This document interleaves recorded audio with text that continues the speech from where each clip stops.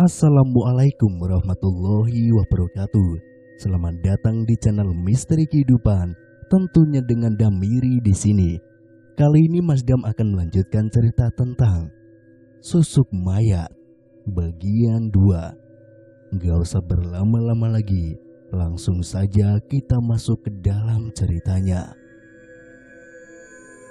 Suara gong terdengar hanya sekali. Perlahan Farah membuka pintu kamar tempat penyimpanan alat-alat musik ronggeng milik Sarmina. Tidak ada siapa-siapa di dalam, hanya ada alat-alat musik ronggeng yang terbungkus sarang laba-laba. Ia kembali ke kamar Sarmina. Sontak saja Farah berteriak, saking kagetnya lantaran melihat Sarmina duduk di atas kasurnya dengan keadaan mata melotot dan mulutnya terbuka lebar. Setelah sekian lama sakit, baru kali ini Farah mendapati buyutnya duduk seperti itu.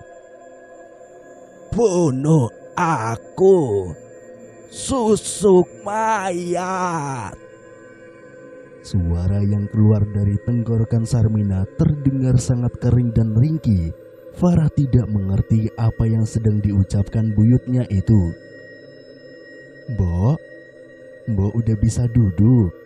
tanya Farah sambil menampakkan wajah ketakutan. Tidak lama kemudian terdengar seseorang mengetuk pintu. Farah bergegas membukanya. Mereka sudah datang. Itu ternyata kerabat Farah yang juga masih keturunan Sarmina. Sebenarnya Farah meminta semuanya hadir, tapi yang datang hanya 3 orang saja. Mereka adalah Ningsih, Gion, dan Rizal. Semuanya adalah cicit Sarmina. "Kalian lihat ini." Farah dengan panik menunjukkan keadaan buyutnya. Mbok udah bisa duduk." "Kalian dengar?"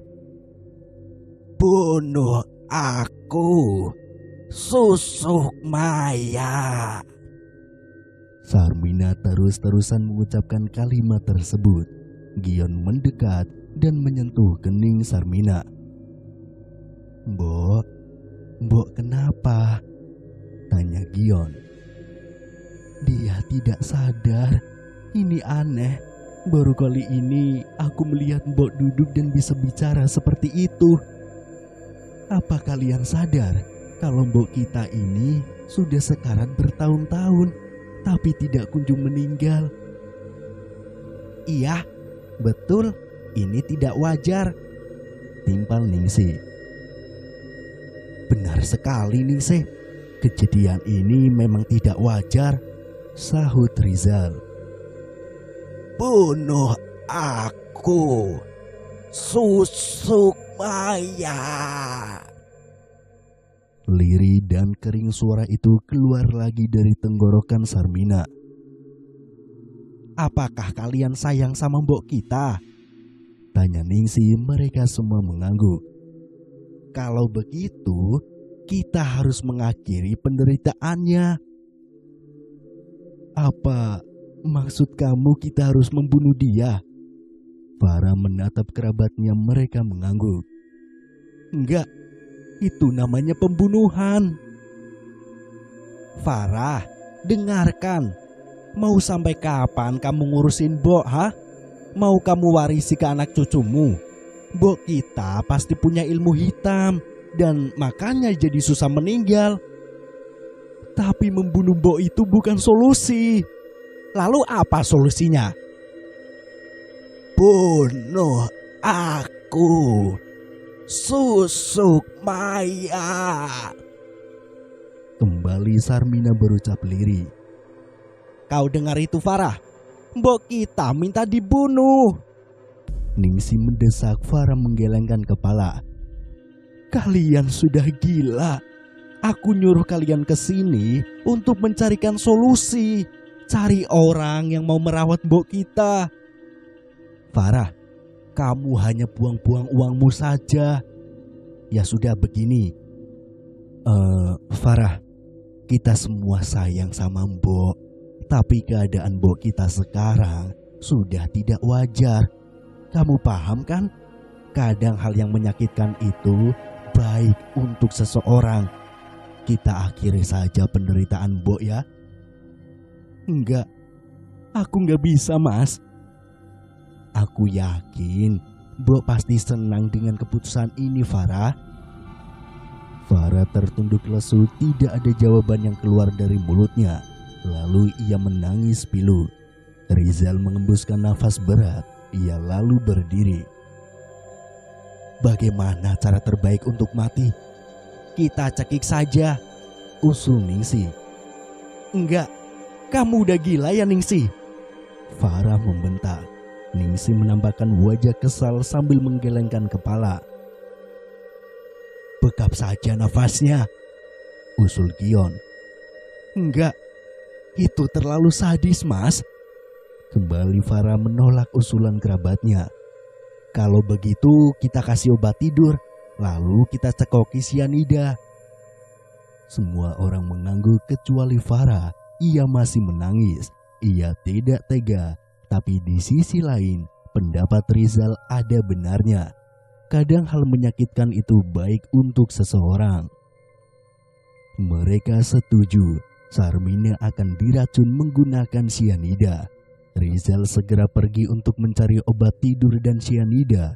Setelah hampir 1 jam akhirnya ia kembali. Obat tidur bubuk dicampurkan ke dalam sesendok air, kemudian diminumkan kepada Sarmina yang masih dalam posisi duduk. Namun anehnya, ia masih tetap melotot sambil berkali-kali meminta dibunuh. Mereka bingung kenapa obat tidur tidak mempan terhadap tubuh Sarmina. Rizal pun kembali meminumkan sianida. Setelah beberapa menit tetap saja Sarmina tidak tewas. Ia masih tegak dalam posisi duduk. Kau lihat Farah? Gion menunjuk mboknya. Mbok kita udah gak wajar. Sianida aja udah gak mempan. Lalu bagaimana ini? Tanya Ningsi.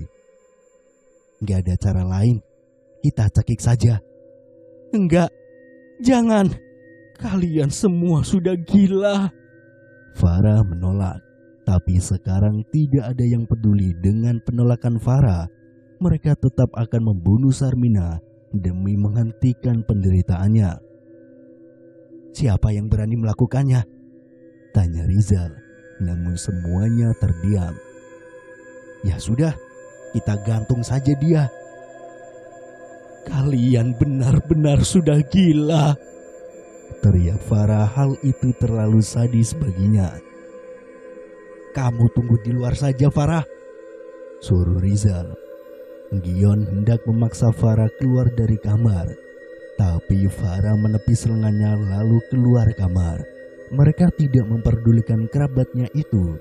Terpenting sekarang bagaimana caranya mengakhiri penderitaan Sarmina. Rizal mengikat sebuah tali pada plafon kamar. Ia membuat simpul melingkar. Gion menyiapkan 3 buah kursi untuk menaikkan tubuh Sarmina. Setelah semua siap, Rizal dan Gion menggotong tubuh Sarmina, sementara itu Ningsi menahan kursinya. Sialan. Kenapa? Pampersnya bocor. Perlahan tubuh Sarmina dinaikkan ke atas kursi. Sebuah tali dikalungkan di lehernya. Rizal masih menahan tubuh Sarmina dari bawah. Setelah semua sempurna, ia melepaskan pegangannya. Sarmina digantung. Tangannya tidak meronta. Kakinya tenang melayang di atas lantai. Kedua matanya melotot. Ia tidak lagi berucap apa-apa. Setelah 1 jam digantung, Rizal dan Gion menurunkan tubuh Sarmina. Mereka memeriksa detak jantung dan denyut nadi, dan sudah tidak ada. Sarmina mati. Itu membuat mereka tersenyum bahagia. Akhirnya upaya mereka untuk mengakhiri penderitaan Sarmina berhasil. Sekarang bagaimana? Ya, kita makamkanlah. Aku ingin ada pengajian dulu. Bagaimanapun itu mbok kita. Ya sudah, terserah kamulah. Farah beranjak ke kediaman Pak Sudarjo, ketua RT, untuk mengumumkan kepada warga kalau Mbok Sarmina sudah meninggal. Pak Sudarjo sempat kaget mendengar berita tersebut. Sudah sekian lama Sarmina sekarat dan akhirnya meninggal. Ia kemudian bergegas ke musola untuk mengumumkan kematian Sarmina. Malam itu juga, warga berkumpul di rumah Sarmina. Surat Yasin dibaca bersama-sama dilanjut tahlil. Pak Sudarjo kemudian membacakan doa untuk Sarmina. Namun ketika sedang dibacakan doa, lengan Sarmina yang sudah ditata untuk sedekap tiba-tiba jatuh ke lantai. Semua terkejut dan mengucapkan istighfar. Farah lalu membetulkan kembali. "Tenang bapak-bapak, ini hal biasa. Mungkin urat syarafnya masih bereaksi kok," ujar Farah. Pak Sudarjo kembali melanjutkan lantunan doa. Lagi-lagi lengan Sarmina jatuh. Farah membetulkannya lagi. Warga mulai ketakutan. Mereka tidak berani menatap jasad Sarmina. Tidak lama berselang, terdengar suara gong dipukul dari kamar. Itu membuat semua orang yang hadir di sana berteriak kaget. Dan saat itu juga, jenazah Sarmina melesat, terbang begitu saja sambil tertawa terbahak-bahak. Kain yang menutupi tubuhnya berhamburan kemana-mana. Tubuhnya seperti menguap menembus langit-langit rumah. Ia tidak menghilang. Itu membuat semua orang berlari terbirit-birit ketakutan. Mereka pasti akan mengingat suara tawa Sarmina yang terbahak-bahak dan besar itu. Jenazahnya tidak pernah ditemukan lagi. Rumah itu menjadi sangat angker. Setiap malam, suara tawa Sarmina selalu terdengar di langit-langit rumah, dan itu membuat warga ketakutan. Farah sudah memasang plang kalau rumah itu dijual, namun sampai sekarang tidak ada yang membeli rumah itu. Siapa sebenarnya Sarmina? Dulu sekali di sebuah kampung bernama Ciijau, Sukanti, seorang perempuan cantik yang merupakan penari ronggeng tersohor, melahirkan bayi perempuan berwajah buruk rupa. Ia tidak menyangka kalau bayinya yang lahir dalam keadaan jelek seperti itu. Ia tidak punya batang hidung, bibirnya sungging, matanya rapat sebelah, pipinya seperti habis terkena luka bakar. Dijamin semua orang yang melihat bayi Sukanti akan bergidik ngeri dan bisa jadi ngilu. Orang-orang kampung itu berkata, pasti bayi Sukanti kena kutukan karena bayi itu adalah hasil hubungan gelapnya dengan Burhan. Tapi anak tetaplah anak. Sukanti tidak mau menyesali kelahiran putrinya itu. Ia juga tidak pernah menangisi kepergian Burhan, lelaki bajingan yang menghamilinya. Dari penghasilan menari ronggeng itulah ia menghidupi putrinya. Sarmina, begitu nama yang diberikan pada gadis buruk rupa itu. Tidak ada yang mau berteman dengan Sarmina. Ia sering terlihat bermain sendirian di bawah pohon jambu. Hanya sebuah boneka yang terbuat dari batang kayu yang menjadi temannya sehari-hari. Nasib malang belum sampai di situ. Saat usia menginjak 15 tahun, ibunya meninggal karena sakit. Ia tidak pernah tahu penyakit apa yang diderita ibunya. Semenjak saat itu kehidupannya semakin sulit. Untung saja ada Mbok Iba, dukun bayi yang pernah membantu ibunya saat melahirkan. Dia bersedia memungut Sarmina sebagai anaknya. Mbok Iba ini sudah sangat tua. Ia lahir saat Indonesia masih dijajah Belanda. Bahkan di zaman penjajahan Jepang, ia sempat menjadi budak pemuas nafsu tentara Jepang. Dia adalah wanita yang beruntung karena masih bisa selamat dari cengkraman tentara Jepang. Teman-temannya banyak yang mati di tempat lokalisasi. Ada yang bunuh diri atau tewas diperkosa ramai-ramai oleh tentara Jepang pada saat itu. Sekarang nenek tua itu harus mengurus Sarmina, si gadis buruk rupa. Mbok Iba yang sudah bungkuk membawa Sarmina ke rumahnya. Selama bertahun-tahun ia menghidupi Sarmina dari hasil memijat warga kampung hingga Sarmina tumbuh dewasa.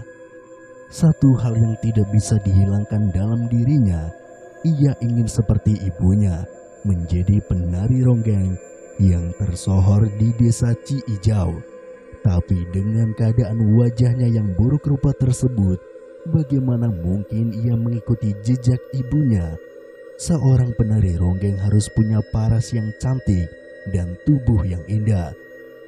Kalau seperti Sarmina, rasanya sangat mustahil bisa seperti ibunya.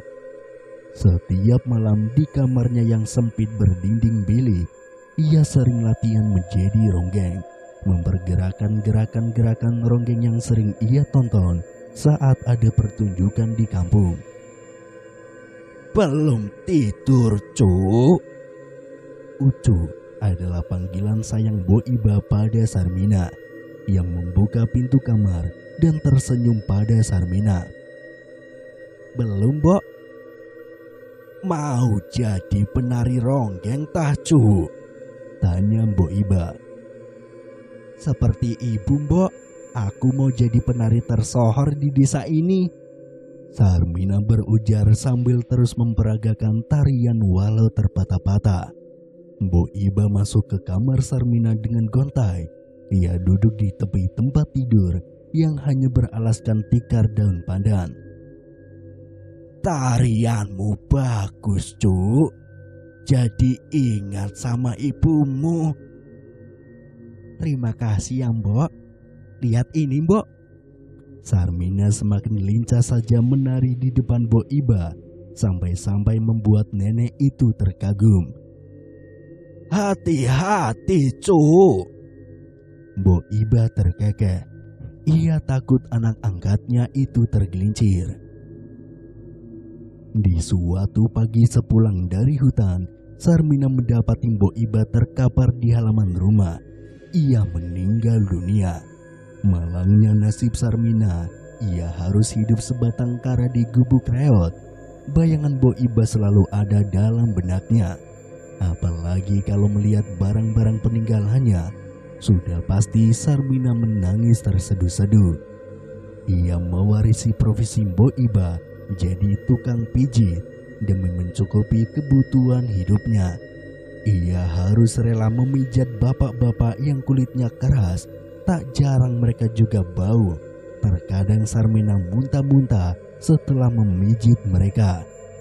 Sarmina tidak mau nasibnya berakhir jadi tukang pijat selamanya.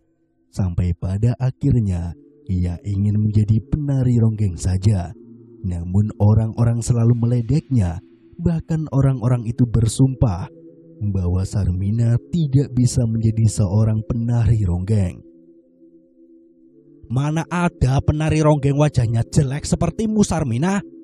Jangan ngimpi. Sangat mustahil. Mau sampai kiamat pun kamu tidak pernah bisa jadi penari ronggeng. Kamu itu pantasnya jadi demit. Atau kamu memang keturunan demit ya? Wajahnya kok jelek banget.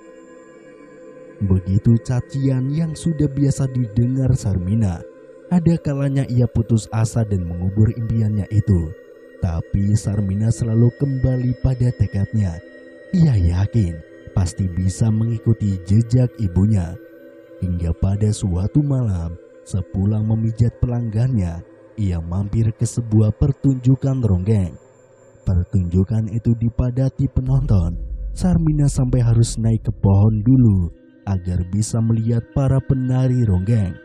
Setelah beberapa menit di atas pohon, ia merasa pegal kemudian turun. Tiba-tiba terfikir di benaknya, ingin sekali Sarmina melihat ruang dandan para penari ronggeng. Selama ini ia memang penasaran bagaimana cara mereka mematut diri hingga jadi sangat menawan di atas panggung. Di tengah-tengah keramaian, Sarmina mengendap-endap ke belakang panggung. Di sana ada sebuah tenda yang ditutup seadanya dengan bilik bambu. Dari lubang bilik itu, Sarmina mengintip pelan-pelan. Dilihatnya para penari ronggeng sedang berdandan. Ada 3 orang penari di dalam sana. Bersambung.